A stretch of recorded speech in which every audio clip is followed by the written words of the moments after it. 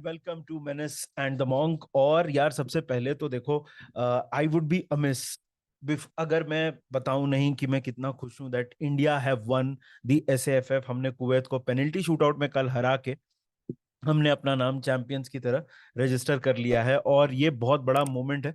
यार देखो, मैच का डिस्कशन तो बहुत लोगों ने किया है, और मतलब जिस तरह से हमने इस मैच में कमबैक किया एक गोल पीछे जाने के बाद, आप कुछ साल पहले तक सोच भी नहीं सकते थे कि हम लेबनान और कुवैत जैसी टीम जो हमसे काफी स्ट्रांग हैं, या थी होपफुली, उनको हम हरा देंगे, और वो भी इस तरह की मेंटालिटी के साथ। मगर मैं मैच से अलग हटके थोड़ी और बात करना चाहता हूँ कि कल के मैच में मुझे सबसे अच्छी चीज क्या लगी कि it it was almost like an event. मतलब आप देख सकते हो, आपको सोशल मीडिया पे, this is one of the times जब social media looks absolutely brilliant. आपको मतलब ऐसे लोग जो बहुत ज्यादा इंटरेस्ट नहीं लेते हैं, वो भी खुशी मनाते हुए आपको दिख जाएंगे। और कांतिवीरा stadium absolutely packed.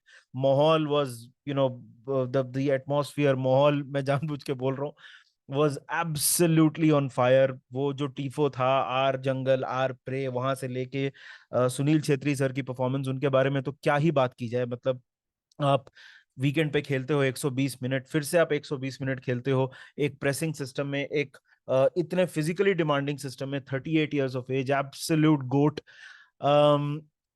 But coming back to जो बात मैं करना चाहता हूँ, उसमें सबसे बड़ी बात यार ये है कि एटलीस्ट कल के रिजल्ट को देख के, कल के माहौल को देख के, कल के पूरे सिनेरियो को देख के एक चीज लगती है कि थोड़ा सा शायद टाइट टर्न हो रहा है।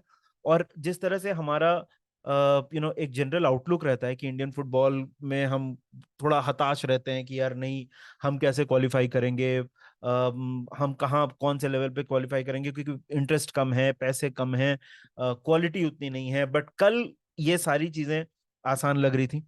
कल डेफिनेटली ये मैच देख के ऐसा लगा कि यार नहीं, शायद हम 2030 2034 का वर्ल्ड कप हम टारगेट कर सकते हैं। हालांकि वो थोड़ा putting the cart before the horse वाली बात है। मुझे ऐसा लगता है पहले हमको एशिया लेवल पे competitive होने की जरूरत है, उसके बाद हम ऐसे सपने देख सकते हैं। लेकिन कल का मैच देख के एक चीज तो ये अच्छी लगी कि ऑल इज नॉट लॉस्ट, क्योंकि जैसे हम स्टार्ट हुए थे बैन किया गया था हमको, और दूसरी जो बुरी चीजें हैं, परफॉर्मेंसेज अच्छी नहीं थी, हार हार जाते थे हम, और उसको देख के तो यार as an Indian football fan आप बोलोगे कि यार yes we will support the team, उसमें तो खैर कोई डाउट ही नहीं है। मगर आप सोचोगे कि यार यहाँ से आगे कैसे बढ़े। लेकिन कल कल का परफॉर्मेंस वाज एब्सोल्युटली ब्रिलियंट। तो congratulations to all the football fans from India. कल एक बहुत अच्छा मोमेंट था, बड़ा मोमेंट था, और हमने चैंपियंस बन के बहुत ही ज्यादा एक मतलब एक पॉजिटिव डायरेक्शन में कदम रखा है, और हमको इसको आगे बढ़ाना है। ईगोर स्टीमैच कंटिन्यू करते हैं या नहीं करते हैं, वो एक ऑनगोइंग डिस्कशन है। यही आई थिंक उनको बहुत ज्यादा क्रेडिट मिलना चाहिए, डिजर्व भी करते हैं। और बट अगर वो नहीं भी कंटिन्यू करते हैं तो हमको ये मोमेंटम हम लूज नहीं कर सकते हैं, इस पे हमको बिल्ड करना है। हमको कोई मतलब कोई प्रोग्रेसिव फॉरवर्ड थिंकिंग बंदा लेके आने की जरूरत है जो हमको आगे लेके जाए यहाँ से, क्योंकि यहां से हम पीछे हट गए तो फिर से वही कहानी हो जाएगी, और हम सर्कल्स में घूमते रह जाएंगे। तो once again, before moving on to the other topic, भाई कॉन्ग्रेचुलेशंस टू इंडिया। एंड आप देख सकते हो बहुत ही ज्यादा बड़ा और खुशी का मोमेंट है। Now coming to Liverpool, and coming to one of the things जिसके बारे में अभी काफी 2-3 दिन से डिस्कशन चल रहा है, वो है थियागो एलाकांट्रा और उनका डिपार्चर सऊदी अरेबिया के लिए। तो लेटेस्ट न्यूज ये है कि थियागो का जो जो कॉन्ट्रैक्ट है, वो ये साल जो है उनका, वो लास्ट साल है कॉन्ट्रैक्ट का, और जनवरी में ही will be free to talk to other clubs. इसके बीच में एक छोटी सी चीज हुई थी जो उन्होंने अपने इंस्टाग्राम बायो में से लिवरपूल को हटा दिया था, और उसके वजह से स्पेकुलेशन काफी ज्यादा बढ़ गई कि क्या सच में हमने कोई कोई ऑफर एक्सेप्ट कर लिया है, क्या थियागो मन बना चुके हैं कहीं और जाने का। बाद में ये न्यूज भी आई कि उनके इंस्टाग्राम प्रोफाइल में उन्होंने कभी अपने किसी क्लब का नाम लिखा ही नहीं था, बट ठीक है, जो भी है। Now Thiago, it's not an easy conversation. देखो, मैं एक चीज इतना बता देता हूँ कि इसमें दो चीजें हैं जिसके बारे में बात करना सबसे ज्यादा जरूरी है। एक को क्वालिटी, और दूसरी है अवेलेबिलिटी। क्वालिटी में थियागो की कोई मतलब वहां पे कोई क्वेश्चन ही नहीं है। थियागो अलेकांट्रा मेरे हिसाब से he is the best midfielder Liverpool में अभी तक जो भी है। मैकएलिस्टर और सपोर्ट्सलाई को ऑब्वियसली हमने हमारे सिस्टम में नहीं खेलते हुए देखा है। As of now based on जो एविडेंस हमने देखा है, I think Thiago is the best midfielder that we have available. मैं थियागो को बेचने के फेवर में नहीं हूं, प्योरली बिकॉज पहली बात तो ये कि आपको ऐसा कोई अर्थ शैटरिंग अमाउंट थियागो के बेच देने से आपको मिलेगा नहीं।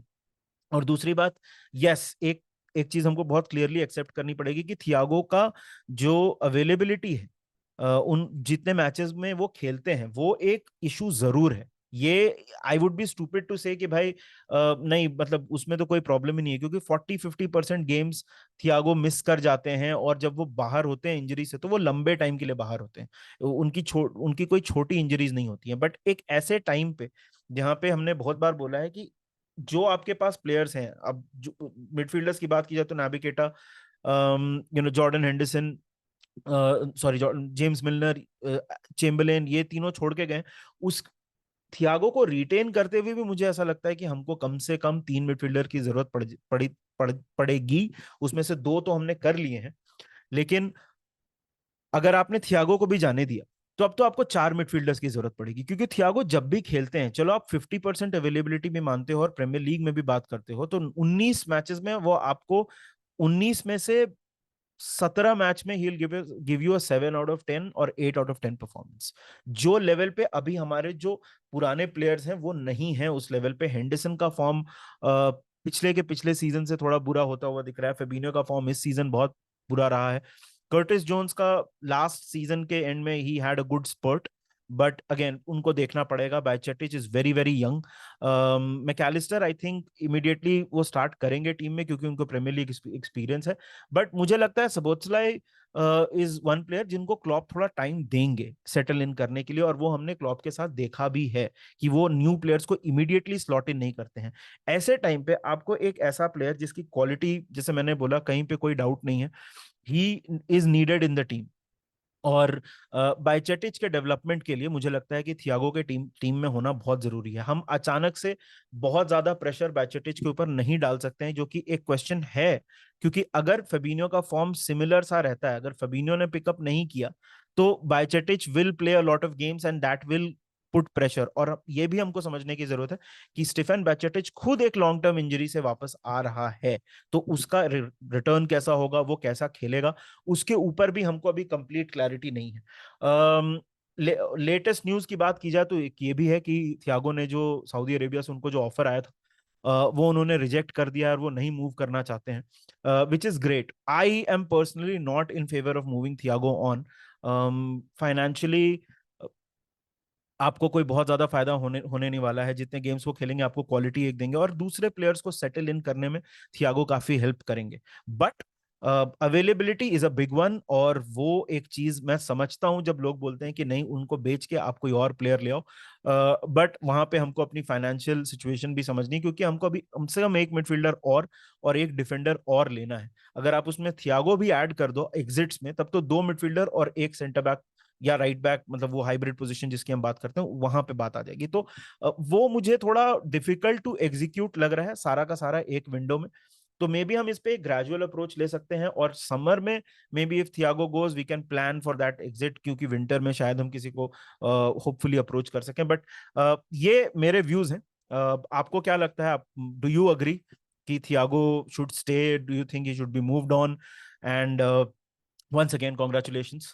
India are the SFF champions, and I could not be happier. We could not be happier. तो अगर आपने वीडियो को लाइक नहीं किया है तो लाइक कर दीजिए। अगर आपने चैनल को सब्सक्राइब नहीं किया है तो आप जाके चैनल को सब्सक्राइब कर दीजिए, और यहाँ पे कंटेंट बनता रहेगा, हम आपसे मिलते रहेंगे। We'll see you very soon. Until then, take care of yourselves and remember one thing: up the Reds.